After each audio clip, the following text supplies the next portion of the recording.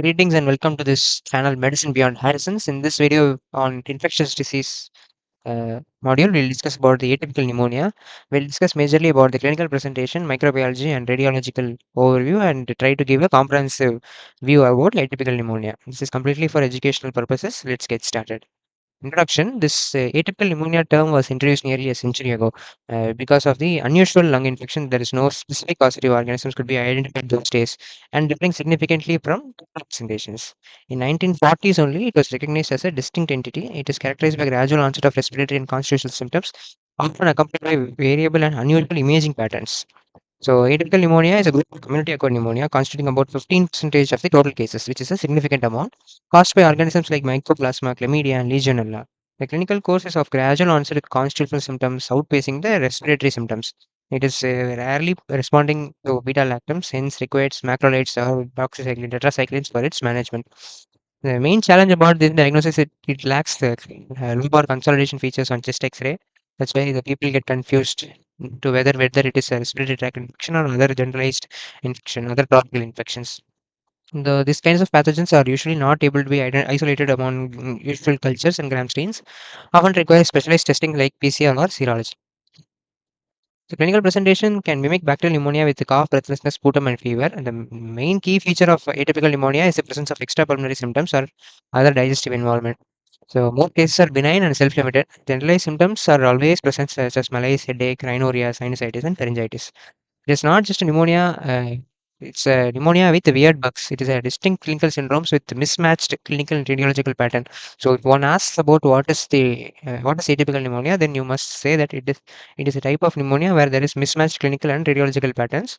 Unique extrapulmonary findings are present, such as hyponatremia. Epidemiological driven clues are there, whether Mycoplasma occurs in winter season, Legionella occurs due to exposure to moist or warm climate in case of air conditioned places. Specialized diagnostic pathways such as PCR, serology, urine antigen test is usually done. Treatment failure is often occurs due to the usage of beta-lactams because it doesn't respond to beta-lactams. It can be potentially life-threatening if missed early. So, a physician must think beyond lungs, integrate clinical lab and exposure, plus radiological clues, and choose the therapy wisely. So, microbiologically, atypical pneumonia or atypical organisms causing pneumonia are classified into three major subgroups. One is non-zoonotic, other is zoonotic, and the third one is viral. The most common atypical pathogen is the non-zoonotic, of which it is Mycoplasma, Chlamydia pneumonia, and Legionella. Zoonotic can be Chlamydia psittacosis in case of burn exposure, also called as psittacosis. Then Francisella tularensis causing tularemia, and Coxiella burnetii from farm animals. Viral, it is like SARS-CoV-1, MERS, and COVID-19. Often underdiagnosed, can be present up to 44% of the community-acquired pneumonia, also influenza virus. So, atypical pneumonia often have characteristic seasonal and epidemiological patterns. So, Mycoplasma have a cyclical outbreak every 3 to 7 years. It spreads in schools, hostels, and barracks where there is crowded area. Chlamydia, in other ways, is spread in elderly homes, long-term care facility, and family clusters. Legionella is very specific in moist climate, that is monsoon and flooding, hotel cooling tower exposure, and hospital water contamination. Suspect Legionella. In case of psittacosis, think about bird trade, poultry markets, pet shop exposure. In case of Coxiella burnetii, there is veterinary exposure, sheep, goat birthing season. All these are associated with Coxiella. The characteristic and identify the diagnosis before even the labs do, because labs are not almost feasible for diagnosing atypical pneumonia. Spectrum, it is also called the walking pneumonia because of the symptoms are very mild enough for the patient to remain even ambulatory. Bank pneumonia occurs only in 30% of the patients, most of which presents as extravulnerary such as skin rashes, arthralgia, encephalitis, meningoencephalitis can be there. So, talking about Legionella pneumonia, it can be permanent, a life-threatening disease as it can progress rapidly. The main presentation is laryngitis, or sinus congestion. It often presents as low-grade fever with relative bradycardia. So, it's also one of the organism causing this fidget sign.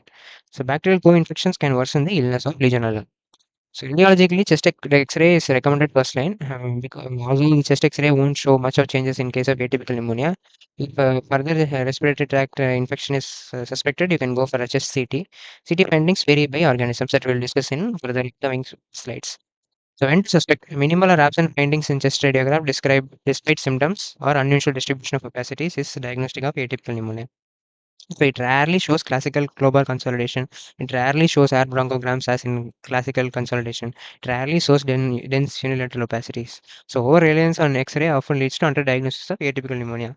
You can always go for a CT chest, which shows interstitial thickening, ground glassing, central lobular nodules, green bud pattern, patchy non-segmental distribution, pleural effusion, especially in Legionella and pleuремia. So if a patient presenting with cough, respiratory symptoms, high-grade fever, hyponatremia, and when you do a CT chest showing mild pleural effusion, think of Legionella pneumonia. If a radiologist looks too mild for the patient symptoms, think it is atypical pneumonia. That is, the chest X-ray will not be relating to the patient's clinical features. So, talking about Mycoplasma, it is a very smallest intracellular bacterium of only 125 to 150 nanometer. It lacks a cell wall, so it is invisible on the gram stain. It spreads via respiratory droplets. Incubation is about 3 weeks. So, labs that will be often normal WBC. In rare cases, positive cold agglutinins can be present, causing cold hemolytic anemia. PCR is the most sensitive test to diagnose Mycoplasma pneumonia. Imaging is non-specific. Unilateral patchy consolidation can be present on the lower lobes. So, often the laboratory diagnosis is not supportive for the diagnosis of mycoplasma. Hence, you can treat it empirically. So, it has a gradual onset, often asymptomatic. The most distinctive feature of mycoplasma. Think of mycoplasma when the patient's having laryngitis. Laryngitis, the patient usually have the barking cough. The barking cough, if present with other respiratory symptoms and fever, think of mycoplasma pneumonia and always start on macrolides or tetracyclines. The majority of infections are symptomatic or associated with mild or upper respiratory tract symptoms such as headache, laryngitis, sinusitis. Laryngitis is a common manifestation and is also the distinguishing feature of from other atypical pneumonias or mycoplasma. So other non-zoonotic pathogens are Legionella, as we discussed previously. It can be very severe, acute onset, rapid progressive, high-grade fever with dry cough. It can also have GI manifestations such as vomiting and diarrhea. Diarrhea is almost distinctive of Legionella pneumonia. When the patient is having respiratory symptoms, high-grade fever, dry cough, and the patient is also having diarrhea, think of Legionella. Neurological, there can be meningitis, meningoencephalitis due to Legionella. Transmission is often transmitted by aerosolized water in case of cold, moist environment with air-conditioned places, hostels or hospitals or hospitals. The labs often show hyponatremia with elevated LFT, mild AST-ALT enzyme elevation, and elevated CRP. The specific test for Legionella is the Legionella urine antigen test, serogroup 1 specific. It has high specificity but low sensitivity. So when the test is positive, you can say it is Legionella, but when the test is negative, you cannot rule out influenza. Rule Legionella. Chlamydia pneumonia is generally a mild pneumonia where you get pharyngitis, hoarseness, laryngitis, sinusitis. It's often transmitted through respiratory droplets. There will be normal WBC. PCR is the preferred method for diagnosis. Culture is rarely done these days, and even if done, the positivity rate is very low. The rare extrapulmonary manifestation of chlamydia, as we all know, is Guillain-Barré syndrome, meningoencephalitis, arthritis, and myocarditis. So, when to strongly suspect Legionella, it's red flag. Legionella is frequently missed and can be fatal. Mortality increases dramatically when the treatment is delayed. High-grade fever, hyponatremia, and GI symptoms such as diarrhea and abdominal pain if present, think of Legionella. Additional clues, new onset confusion or neurological symptoms, think of Legionella. Elevated LFTs, always think of Legionella. But relative bradycardia, think of Legionella. Failure to response to beta-lactams within 24 to 48 hours. And history of hotel stay, contaminated water exposure because of aerosolized mode of transmission is the mode of transmission for Legionella. So now coming on to zoonotic pathogens such as psittacosis, tularemia, Q fever. Psittacosis caused by Chlamydia psittaci, often due to birds. Fever can be there with severe headache, myalgia, and dry cough. It's a zoonotic rare cause of pneumonia that occurs after exposure to infected birds. Serology is the diagnostic of choice. Complement fixation test or MIF. Treatment is always doxycycline for psittacosis also. So, tularemia is caused by Francisella tularensis and exposure to rabbits, rodents, and soil. It can be ranging from mild symptoms to even septic shock. There can be also glandular form for tularemia also. Serological ELISA is the diagnostic of choice. Culture is often not good because the culture can lead to breakout of tularemia and is always high risk and dangerous. If fever, Coxiella burnetii is the organism. It infects farm animals, aerosols. Treatment are usually asymptomatic. Rarely, it can lead to fever, fatigue, and hepatitis with elevation of AST and ALT. Treatment is again doxycycline. So, majority of the atypical pneumonias responds to macrolides or tetracycline, specifically doxycycline. So, coming on to organisms features. where the Mycoplasma pneumonia, if we are starting, then it is transmitted from person to person by aerosolized droplets. So all these are transmitted by aerosolized droplets, where Legionella is mainly from aerosolized water sources like air condition, hot tubs. Chlamydia from respiratory droplets, then Francisella tularensis from exposure to animals, Chlamydia from bird droppings, and Coxiella burnetii from aerosolized bacteria. So there are various risk factors for each set of organism, where infants and children are exposed to chlamydia mycoplasma pneumonia, where Legionella is common in elderly, hospitalization, and smokers. Chlamydia pneumonia is often seen in school-going children's military camps and hostels, where barracks where many people stay together.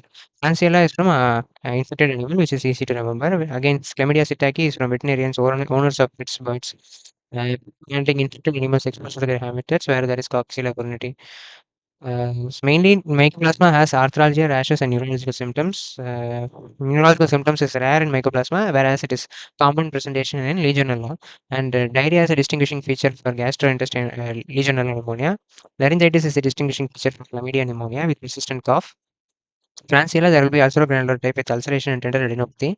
Chlamydia psittaci, again, there will be GA manifestations, severe headache, encephalopathy, and splenomegaly.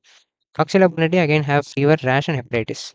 So laboratory findings mainly eosinophilia is present in case of chlamydia pneumonia. Think of when you see a CBC report with normal WBC count and there will be relative eosinophilia, think of chlamydia.